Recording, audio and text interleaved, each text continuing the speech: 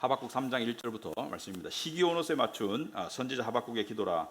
여호와여, 내가 주께 대한 소문을 듣고 놀랐나이다. 여호와여, 주는 주의 일을 이 수년 내에 부응하게 하옵소서. 이 수년 내에 나타내시옵소서. 진노 중에라도 긍휼을 잊지 마옵소서.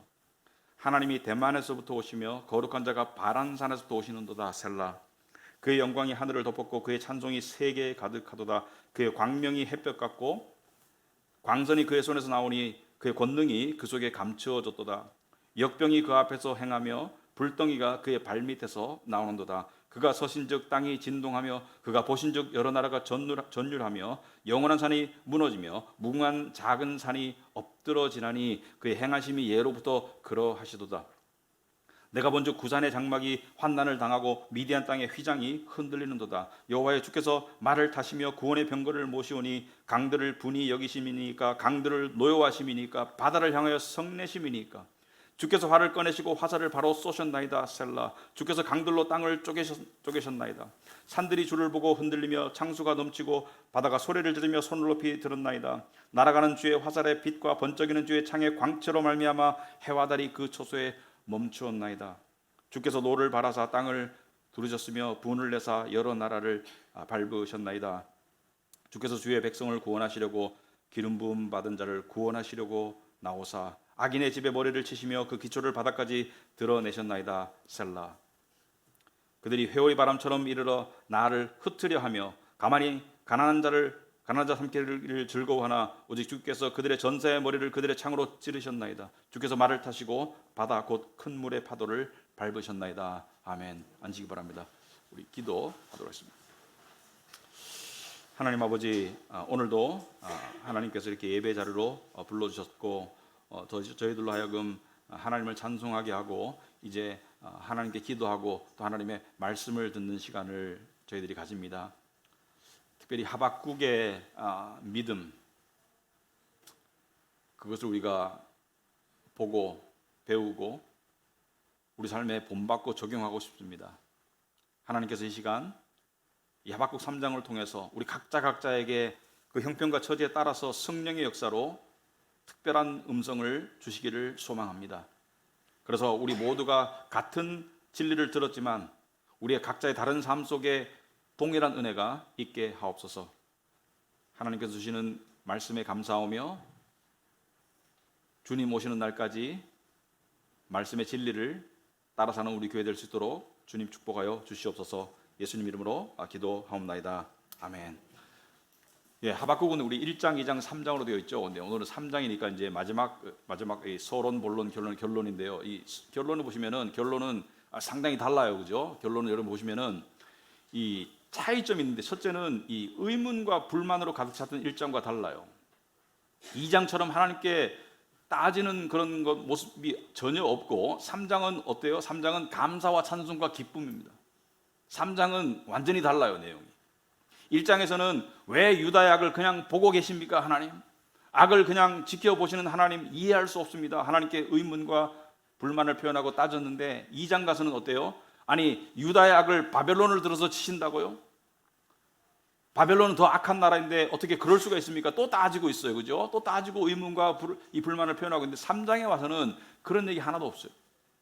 3장에 와서는 3장 전체는 하나님에 관한 얘기밖에 없습니다. 하나님이 얼마나 위대하시고 얼마나 광대하시고 하나님이 이 산을 흔드시고 바다를 요동치게 하시고 하나님께서 해와 달이 빛을 잃게 하시고 하나님께서 화살을 쏘시고 하나님에 관한 얘기밖에 없어요. 은유적인 표현이죠. 하나님에 관한 얘기밖에 없어요. 자, 이 하박국이 죽고 난 다음에 BC 539년에 지금 이 성경책이 쓰여진 시기는 BC 600년 이전으로 추정이 되는데 이 성경이 쓰여지고 난 다음에 한 20년 뒤에 유다가 멸망하고요, 바벨론에 587년에 BC 587년에 멸망하고 539년에 바벨론이 멸망하고 그런 일들이 있는데 그런 말씀을 다 들었어요. 처음에는 의문을 가지고 처음에는 따지고 다 들었는데 지금 하박국은 뭐예요? 지금 하박국은 완전히 달라진 모습을 가지고 있습니다. 왜 그랬을까? 왜 불만과 의문의 이 선지자가 동일한 사람이 아무런 상황의 변화가 없는데 상황은 똑같아요. 유다의 악은 진행 중이고 더 악화되고 상황은 더 악화될 것이고 앞으로 닥칠 운명은 유다를 바벨론이 칠 때 자기도 유대인이잖아요. 자기도 그 어려운 역경을 당할 텐데 그러니까 하나님의 응답을 들어가지고 달라진 상황도 없고 앞으로 좋아질 일도 없는데 어떻게 내면이 바뀌었을까? 이게 중요한 거예요. 여러분 우리는 쉬운 걸 원하죠. 여러분 상황이 좋아지면 마음이 좋아진다? 누구나 할 수 있어요. 상황이 좋아지면 마음이 편해진다? 그거는 저절로 돼요. 근데 상황이 달라지지 않았는데 마음이 달라진다? 이거는 아무나 할 수 없어요. 특별히 상황이 악화되는데 마음이 감사가 되고 기쁨이 된다? 둘 중에 하나예요. 신앙이 아주 좋거나 정신병자거나. 저는 치매가 두렵지 않습니다. 치매 환자의 행복도가 많이 높다고 하더라고요. 왜냐하면 정신줄을 놓으면 행복할 수 있다고 하더라고요. 그런데 둘 중에 하나인데 우린 뭐예요? 어떻게 믿음으로 내면이 이렇게 변할 수 있을까? 상황은 똑같은데 상황은 악화일로인데 어떻게 사람이 이렇게 180도 달라질 수 있을까? What happened? 무슨 일이 일어났을까? 이걸 우리가 보고 싶은 거예요. 무슨 일이 일어났을까? 자, 저는 이것을 한마디로 이렇게 표현하고 있습니다. 항복이 발생했다. 항복. 하나님을 향한 항복이 일어났다. 항복. 이따 자세히 설명했지만 여러분 항복이 뭐예요? 항복이 뭐예요? 항복은 조건 없는 자기 양도입니다. 조건을 달 수가 없어. 내 기준, 내 생각 다 내려놓고 상대에게 철저히 자기를 양도하는 게 항복이죠. 하박국에게 하나님을 향한 항복이 발생. 항복. 하나님께 항복하니까 내면에 엄청난 변화가 나온 거예요. 하나님께 항복하니까. 그런데 그 항복이 쉬운 게 아니에요. 항복은 이렇습니다. 첫째는 너무나 좁고 힘들어 보이는 그러한 통로를 지나가라는 거예요. 지나가기 싫어요. 지나가면 그 뒤에 평평대로가 나온다. 이게 항복입니다. 항복은 극단적으로 말하면 죽음의 문을 들어가라는 거예요. 죽음의 문을 들어가면 그 뒤에 부활의 생명이 역사한다. 이게 항복입니다. 그러니까 항복이 쉬운 게 아니에요. 많은 성도들이 항복의 문 입구에서 머뭇머뭇거리고 있어요. 여전히 자기 생각, 자기 기준을 가지고 하나님을 재단하고 하나님을 분석하고 하나님을 판단하면서 그 항복의 문을 지나가지 않아요. 그런데 하박국은 항복의 문을 지나갔기 때문에 하박국이 완전히 바뀐 거예요. 그래서 1장과 2장과 3장은 톤이 완전히 달라요. 1, 2장은 하박국의 불만과 의심 또는 이 불안, 여러 가지가 있다면 3장은 기쁨과 감사와 찬송과 믿음이에요. 어떻게 달라졌을까? 항복했기 때문에. 자, 3장에 보시면은 이렇게 돼 있죠. 시기오롯에 맞춘 선지자 하박국의 기도라. 자, 시기오롯은 이 시편에 예를 들어서 하박국 3장은 기도이기도 하면서 시편의 노래와 같은 그런 장입니다. 노래예요. 이게 노래예요. 그러니까 중간에 셀라라는 셀라는 뭐예요? 시편에 나오는 후렴이죠. 셀라 노래입니다. 그래서 시기오롯이라는 것은 이 추정컨대 음악의 장르나 이 박자의 음률을 뜻하는 그런 용어예요. 그러니까 이런 박자에 맞춰서 이런 음악의 장르에 맞춰서 이것을 불러라 기도이지만 시편과 같은 노래예요. 자, 그래서 하박국은 이 3장에서 자기 심경에 어떤 변화가 왜 일어나는지를 이야기하고 그리고 우리가 제일 좋아하는 하박국 마지막 구절이 뭐죠? 비록 무화과나무가 무성하지 못하며 포도나무에 열매가 없으며 감람나무에 소출이 없으며 무슨 말입니까? 현재 상황보다 더 악화되더라도 현재 내가 처한 상황보다 유다의 상황보다 더 악화되더라도 밭에 먹을 것이 없으며 우리의 양이 없으며 외양간에 소가 없을지라도 나는 여호와로 말미암아 즐거워하며 나의 구원의 하나님으로 말미암아 기뻐하리로다. 이 고백은 둘 중에 하나입니다. 정신병자이거나 믿음의 경지에 이르렀거나 둘 중에 하나예요. 믿음의 경지에 이르렀어요. 그래서 상황이 나아짐이 없더라도 상황의 변동이 없더라도 심지어 상황이 악화되더라도 나는 여호와로 말미암아 기뻐할 것이다. 그래서 불만의 마음이 감사의 마음으로, 의문의 마음이 확신의 마음으로, 어두웠던 마음이 밝음의 마음으로, 짜증과 한숨이 아니라 노래가 나오는 마음으로 바뀌었는데 왜 바뀌었나? 이거 중요해요. 왜 바뀌었나? 항복은 어떻게 일어나나? 첫째,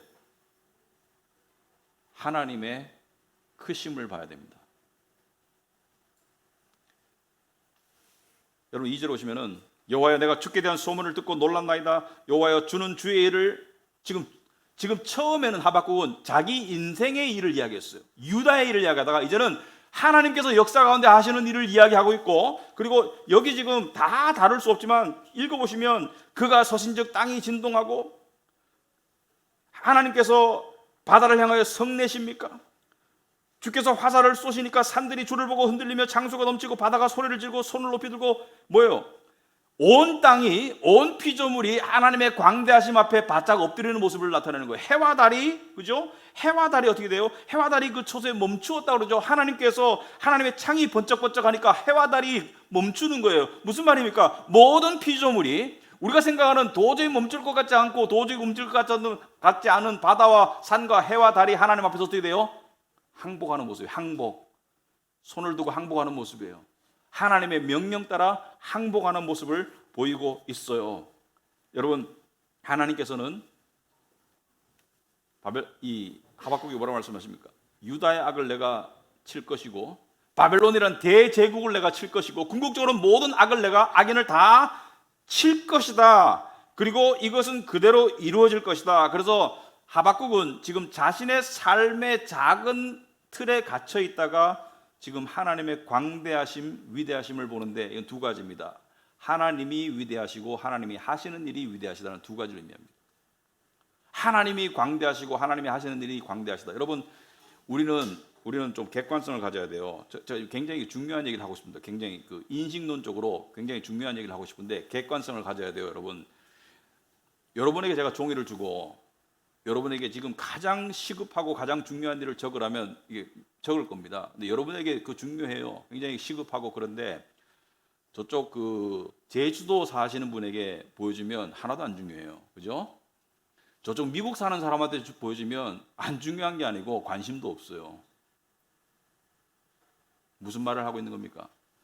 우리가 객관성을 가진다는 것은 굉장히 어려운데 인간이 주관적인 존재이기 때문에 객관성을 가지기 위해서는 하나님의 관점으로 세상을 바라볼 줄 알아야 돼요. 하나님의 관점으로 세상을 바라볼 때 내가 그토록 중요하게 여기는 그 일은 객관적으로 봤을 때 이렇게 따지면 됩니다. 지금 생존하고 있는 지구상의 인구가 75억이라고 봤을 때 75억 개의 동전을 가지고 산을 만들 수가 있습니다. 동전 75억 개를 쌓으면 산이 돼요. 제가 드라마에서 들었어요.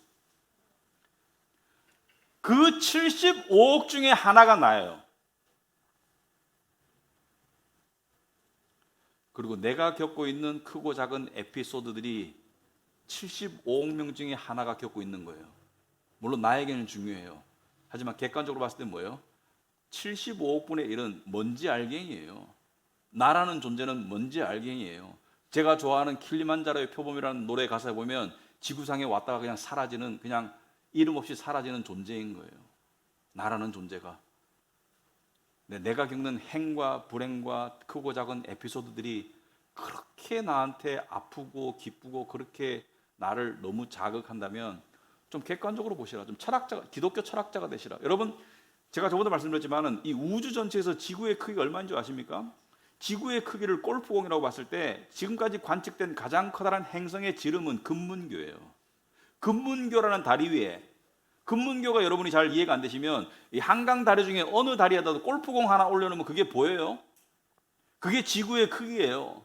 우주에서, 그런데 그러한 행성들이 수억 개가 있는데 우주에서 먼지 알갱이도 안 되는 그러한 점이 지구인데 그 점 속에 정말 코끼리 꼬리, 토끼 꼬리만한 나라가 한국인데 그 땅에 수천만이 바글바글 거리고 사는데 그 중에 하나가 나예요. 그 중에 하나가 나예요. 내가 얼마나 작고 무가치해요? 객관적으로 무가치해요. 객관적으로 생각합시다. 객관적으로 무가치해요. 오늘 제가 죽어도 내일 지구가 돌아가는데 전혀 지장이 없습니다. 객관적으로 너무 무가치해요. 그런데 이 모든 세상을 만드신 하나님, 위대하신 하나님, 광대하신 하나님, 그분을 내가 바라보고 이해할 수 있고, 이해할 수 있는 만큼 교제할 수 있고, 찬송할 수 있고, 그분의 구원을 얻었고, 그분의 자녀가 되었고, 여러분, 그런 것을 하박국이 깨달았는 거예요. 그러니까 하나님께 항복 안 할 수가 없는 거예요. 먼지가 위대하신 하나님 앞에 어떻게 하겠어요? 항복해야지. 이건 너무나 쉽고도 어렵습니다. 이건 한 번 되면 너무나 쉬워요. 근데 되기 전에 너무가 어려워. 자아가 죽어야 되기 때문에. 근데 인생에서 이 일이 있어야 돼요. 항복의 순간이 와야 돼. 그리고 하박국은 이렇게 얘기하죠. 2절 마지막에 보시면은 진노 중에라도 긍휼을 잊지 마옵소서. 자, 항복하려면 어떻게 해야 돼요? 항복하려면 주제 파악을 해야 돼요. 제가 좀 쓰는 용어가 좀 기분 나쁘더라도 끝까지 들어보시기 바랍니다. 주제 파악을 해야 돼요. 여러분, 긍휼이 뭐예요? 긍휼은 마땅히 받아야 될 것을 하나님이 안 하시는 게 긍휼이에요. 하나님이 모든 인류를, 모든 죄인을 십자가에 매달아 죽여야 돼요. 그리고 지옥에 보내야 돼요. 그런데 마땅히 베풀어야 되는 그러한 진노를 안 베푸는 게 긍휼이니까, 진노 중에라도 긍휼을 잊지 말라는 것은 나에게는 진노가 임하지 말게 하옵소서, 이런 얘기입니다. 여러분, 생각해 보시기 바랍니다. 하나님의 진노가 우리를 향한 당연한 답 아니에요? 여러분, 죄인 아니에요? 저도 죄인이고. 죄인 아니에요, 우리? 하나님의 진노가 마땅한 대접 아니에요? 십자가에 매달려 죽어야 되는 게 마땅한 우리의 대접 아니에요? 죄인 중에 괴수 아니에요, 우리가? 깨달으면 깨달을수록. 그런데 하나님께서 긍휼을 통해서 우리에게 베푸셨다는 것은, 여러분, 이렇게 존재론적으로 정말 객관적으로 생각해 봤을 때 지금 내가 어떠한 형편과 처지에 있든지 간에 내가 받아야 될 대접 이상을 받고 있는 거예요. 하나님의 법을 어기고 이렇게 죄 가운데 사는 우리가 지금 이렇게 살아있는 것만 해도 하나님께서 우리가 받아야 될 대접 이상으로 대접하고 있는 거예요. 근데 우리는 불만이 많아. 우리는 하나님을 판단해. 당신이 나를 사랑하신다면 왜 저를 이 모양 이 꼴로 만드시나, 이렇게 생각해요. 물론 괴로운 건 알아요. 힘든 건 알아요. 하지만 인식론적으로 생각해 봅시다. 지금 내가 받고 있는 대접은 내가 원래 받아야 할 대접보다 항상 월등히 높아요. 마땅히 죽여야 돼요. 저 죄인이에요. 십자가는 저주를 상징해요. 하나님의 저주와 진노를 받고 죽어야 돼요, 원래가. 근데 하나님께서 뭐예요? 당신의 아들을 대신 죽이시고 우리에게 긍휼을 베푸셨죠. 그래서 긍휼과 은혜는 같이 가는 거예요. 긍휼은 뭐예요? 마땅히 베풀 저주를 안 베푼 게 긍휼이고, 우리가 감당할 수 없는 자녀됨, 구원, 천국을 준 것이 은혜죠. 그래서 십자가를 통해서 우리가 하나님의 자녀가 되었지, 원래 존재적으로는 우리가 뭐예요? 죄인이에요. 근데 뭐 이렇게 요구사항이 많나, 이런 생각합니다. 물론 하나님께 힘든 거 이야기할 수 있고 기도로 간구할 수 있습니다. 그걸 부정하다는 게 아니에요. 근데 내 뜻대로 안 된다고 원망하고 불만하는 거, 그거 존재론적으로 맞지 않아요. 존재론적으로. 저는 이렇게 시나리오를 생각합니다. 지금 당장 하나님께서 저를 죽여도 하나님이 오라요. 지금 제가 당장 죽고 이 땅에서 사라져도 하나님이 오라요. 존재론적으로. 3절에 하나님이 대만에서부터 나오시며 거룩한 자가 바란 산에서도 오시는도다. 자, 대만은 뭐예요? 대만은 에돔의 북서쪽이고 뭐 특별히 아실 필요 없고, 바란 산은 이 창세기에 나오는 것인데, 창세기에 하갈과 이스마엘이, 아브라함의 이 부인 사라의 종이었던 하갈이 낳은 이스마엘이 이제 사라에 의해 가지고 쫓겨나서 간 곳이 바란 광야예요. 이게 무엇을 말하냐면, 하나님께서는 예측할 수 없는 곳에서 출현하시고 언제든지 어떻게든지 하나님 뜻대로 나타나세요. 인간이 예측할 수 없어요. 여러분, 하나님을 예측하지 마세요. 하나님 주신 말씀을 믿되 하나님을 예측하지 마세요. 하나님은 언제든지 나타나시는데, 하나님이 나타나실 때 두드러진 특징이 있습니다. 하나님이 나타나실 때 피조물들이 보이는, 공통적으로 어쩔 수 없이 본능적으로 보이는 특징이 뭐냐면 바로 떨림과 두려움이에요. 오늘 본문에 보시면은 다 떨죠. 산들이 떨고 강들이 떨고 바다가 떨고, 그 다음에 뭐예요? 해와 달도 멈추고 다 떨죠. 6절에 보시면은 그가 서신즉 땅이 진동하며, 그가 서니까 땅이 진동해 땅이 떨어요. 그가 보신즉 여러 나라가 전율하며, 그 의로운 눈이 보신즉 여러 나라가 전율하며, 영원한 산이 무너지며 무궁한 작은 산이 엎드러지나니 그의 행하심이 예로부터 그러하시도다. 여러분 성경에 보시면 이사야도 떨었고 요한도 떨었고 하나님을 보면 다 떨어요. 모세도 떨어, 다 떨었어요. 그걸 성경적인 용어로 경외심이라고 합니다. 경외심. 경외심은 무서워하는 게 아니에요. 무서워하는 거하고 달라요, 조금. 경외심은 존재적 압도감 때문에, 그리고 나의 존재적 무가치함과 부족함 때문에 나오는 떨림이에요. 하나님 앞에 다 떨어요. 우리가 많이 까불고 살아요. 하나님 앞에 떠는 사람들은 하나님과 관련된 일들을 소홀히 여기지 않습니다. 예배, 말씀, 성찬, 우리 하나님 앞에 많이 까불고 살아요. 그래도 하나님께서 긍휼을 베푸셔서 우리를 안쳐 죽이시는 게 그게 은혜입니다.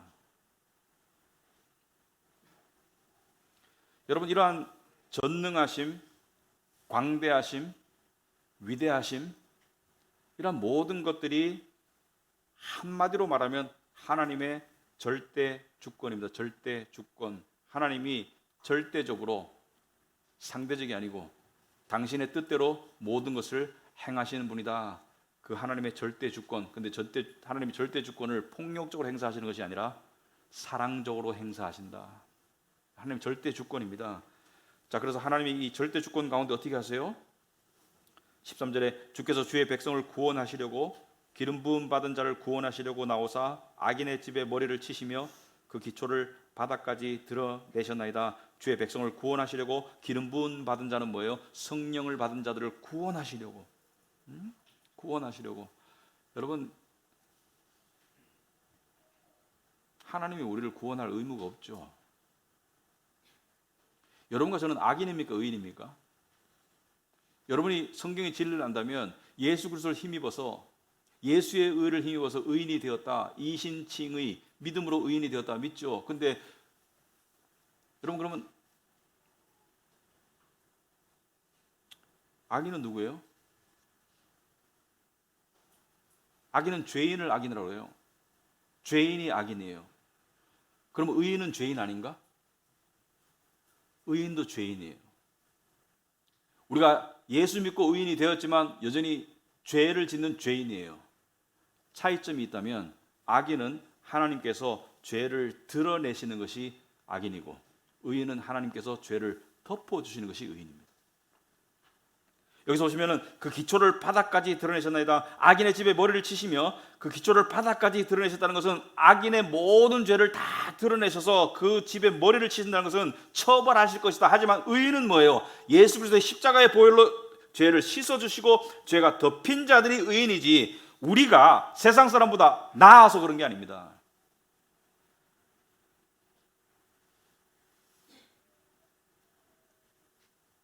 여러분, 저는 생각합니다.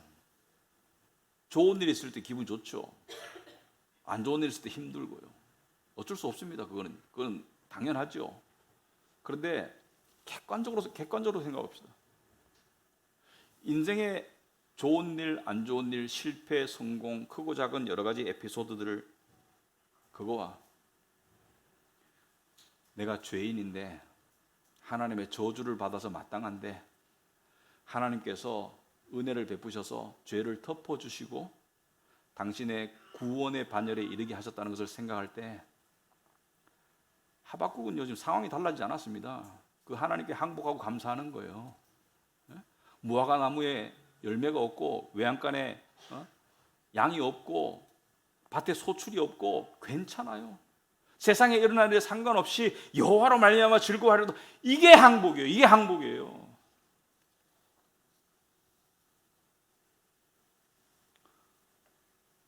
항복하지 않고 그 입구에서 계속 맴돌고 있으면 신앙생활 5년 10년에도 소용이 없습니다.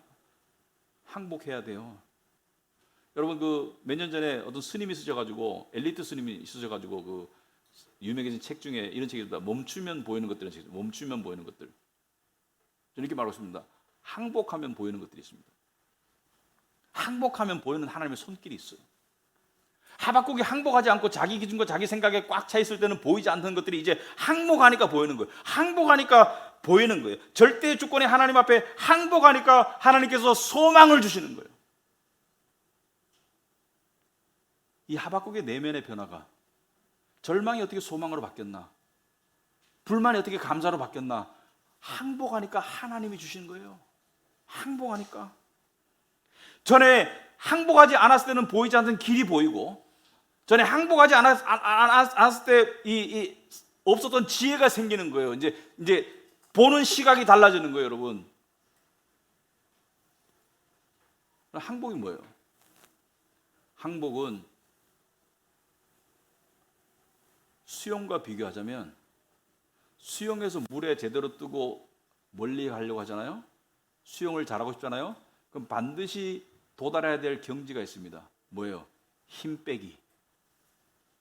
팔다리는 움직이는데 몸에 힘이 들어가면 안 돼. 힘이 들어가면 가라앉아. 힘이 들어가면 앞으로 못 나가. 근데 힘을 빼야 돼요. 힘을. 그래서 영적으로 말하자면 내 생각, 내 기준, 이 힘을 빼야 돼요. 하나님 앞에 절대 양도를 해야 됩니다. 절대 양도. 여러분, 시체는 물에 뜹니다. 왜? 힘이 빠지니까. 그러나 힘세고 보둥보둥거리면 물에 가라앉아요. 왜? 힘이 들어가니까. 여러분, 인생에서 그런 경험을 해봤습니까? 하나님께 항복하는 거? 물론 크고 작은 항복이 매일매일 일어날 수 있지만 어떤 분수령이 있는 것 같아요. 어떤 분수령. 하나님께 항복하는 분수령이 있는 것.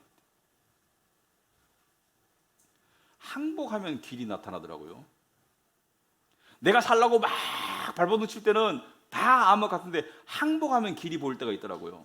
여러분, 제가 이 설교를 준비하면서 제 인생을 돌아보니까 그런 순간들이 여러 번 있었는데, 한 번은 이런 에피소드를 하나 나누자면, 한 번 이런 일이 있었습니다. 여러분, 요즘에 뭐 경제 위기 이야기를 하잖아요. 그러면서 항상 하는 말이 뭐예요? IMF가 다시 올지 모른다 그러죠. IMF가 언제 왔어요? 1997년 가을에. 그때 뭐 어떤 분들은 그 IMF를 실감하신 분도 있지만, 지금 많은 분들이 그때 뭐 이 쭈쭈바 빨고 있던 그런 분들도 계시겠죠, 그죠? 근데 IMF가 왔을 때 어떻게 했습니까? IMF 왔을 때 환율이 치솟고, 뭐 주식시장이 뭐 4분의 1, 5분의 1 박살나고, 그다음에 부동산이 뭐 쫄딱 망하고, 뭐 여러 가지 일들이 있었는데, IMF 왔을 때 자영업자들이 어떻게 됐어요?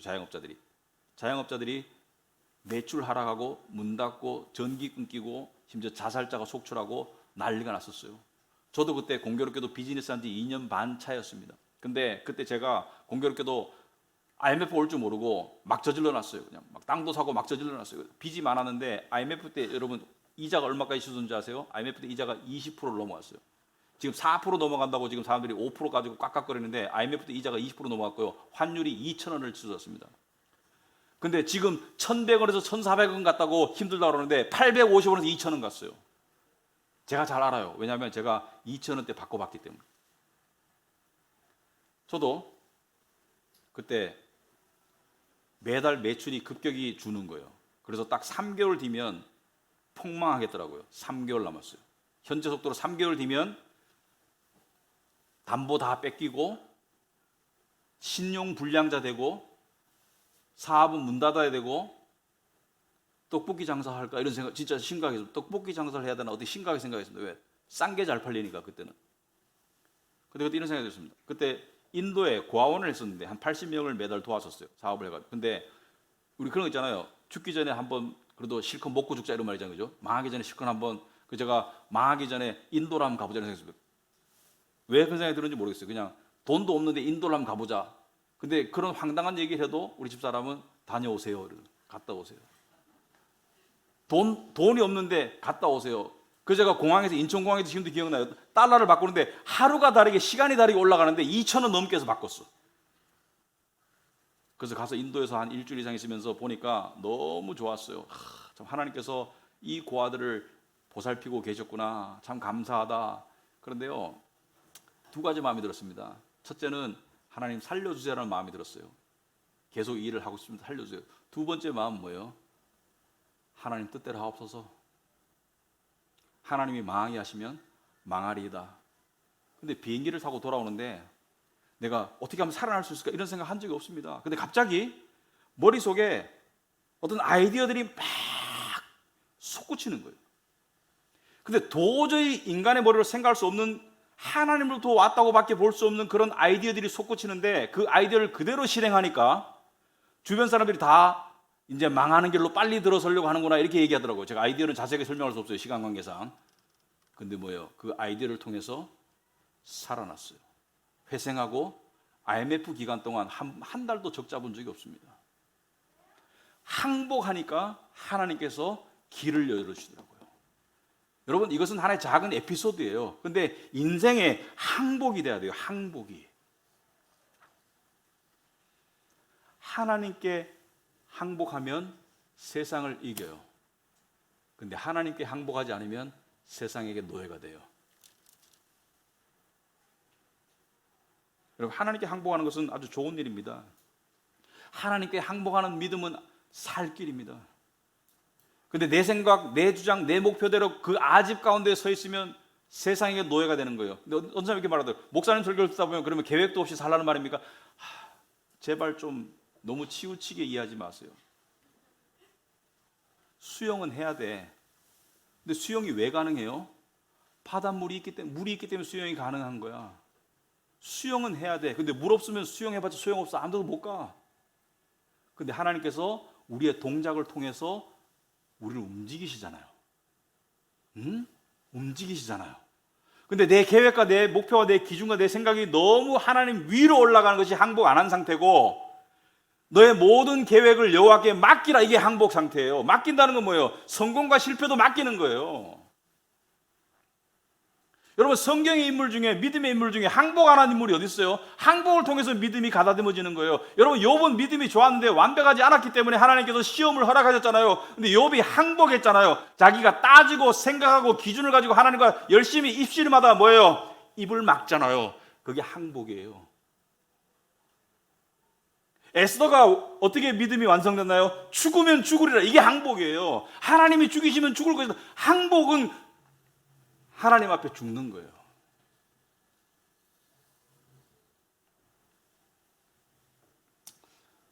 하박국도 항복했습니다. 항복은 쉽고도 어려운 것입니다. 힘 빼는 건 쉽고도 어려운 거예요. 어려운 사람에게는 정말 어려워. 왜냐하면 죽을까 봐 계속 허우적거려, 자기가. 근데 뭐예요? 강사가 뭐라 그래요? 그냥 힘 빼고 들어 누우세요. 힘 빼고 들어 누우세요. 하나님 그러니까 힘 빼고 내 품에 들어 놓으라. 힘 빼고 내 품에 들어 놓으라. 이게 항복이에요. 항복하려면 두 가지 요소가 있어야 됩니다. 첫째, 아까도 말했지, 세상을 객관적으로 볼 줄 알아야 돼요. 객관적으로 자꾸 객관성을 놓치지 마세요. 객관적으로 볼 때 저 하나 죽는다고 내일 대한민국이 돌아가는데 1도 지장 없습니다. 객관적으로 봤을 때 나는 내 자신이 중요하다고 생각하죠. 저는 제 인생을 다른 사람과 바꾸고 싶은 생각 없습니다.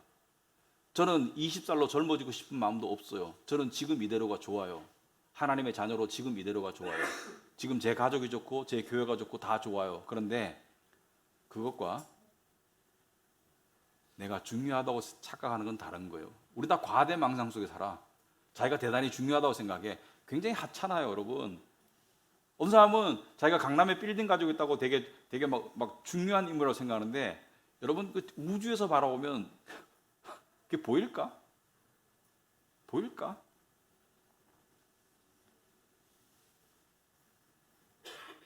우리는 객관적으로 보면 아무것도 아니에요. 나는 아무것도 아닙니다. 이 고백이 돼요? 아직 아무것도 아니야. 아무것도 아닌데 왜 뭔가 되는 것처럼 자꾸 그렇게 살아. 여러분들과 저는 아무것도 아니에요. 그런데 우리가 nobody예요. nobody. 아무것도 아니야. 근데 우리를 somebody, 누군가 중요한 걸로 만들어주신 분이 하나님이에요. 하나님에 의해서 우리가 somebody가 되는 것이 우리 nobody야.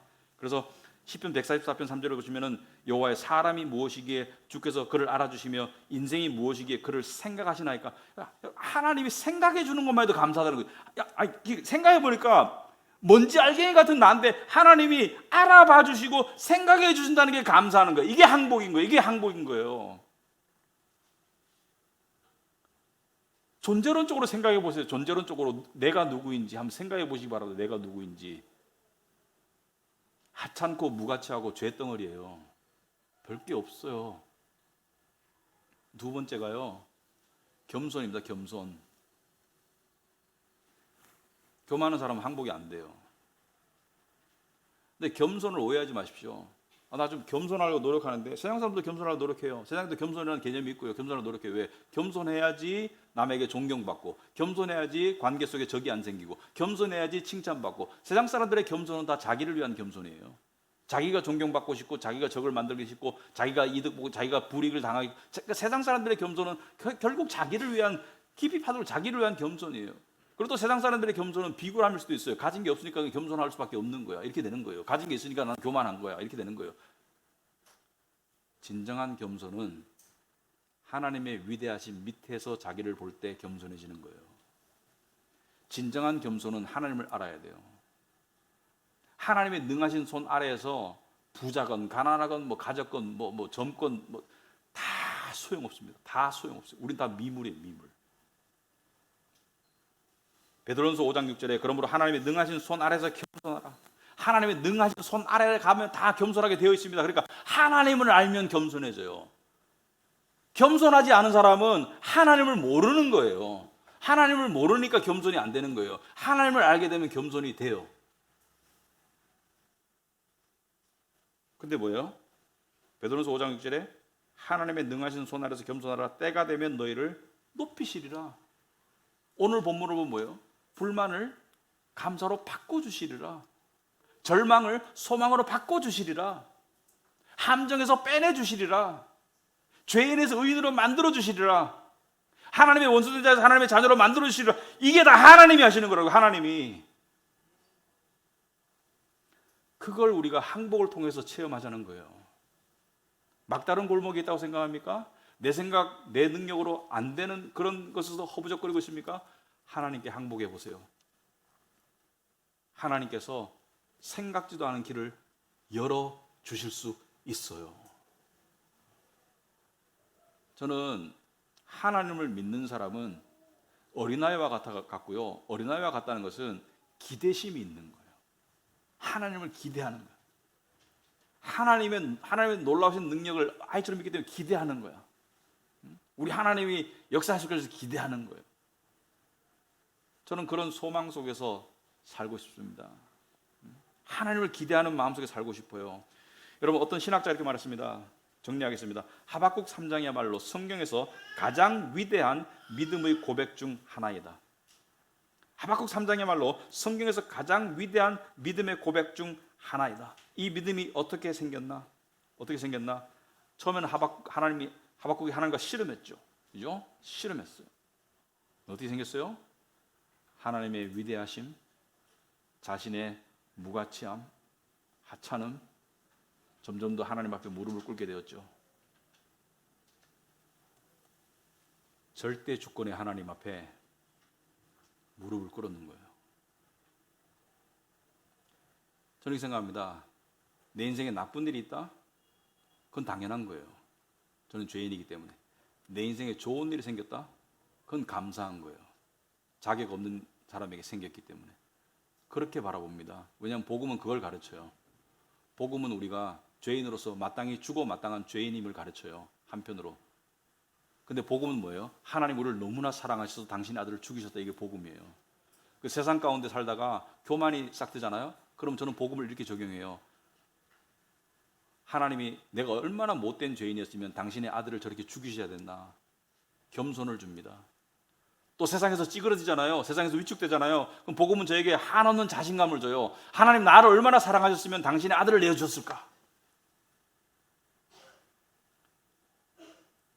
이 단순한 복음이 얼마나 깊고 놀라운 능력이 있는지 모릅니다. 근데 그러기 위해서 하나님께 항복하세요. 하나님께 항복 안 하면 세상에 굴복하게 될 겁니다. 하지만 하나님께 항복하면 세상을 이기게 될 겁니다. 기도하시겠습니다. 하나님 아버지, 참으로 우리가 무엇이간데 우리를 이토록 생각하시고 또 기억하시고 우리를 사랑하십니까?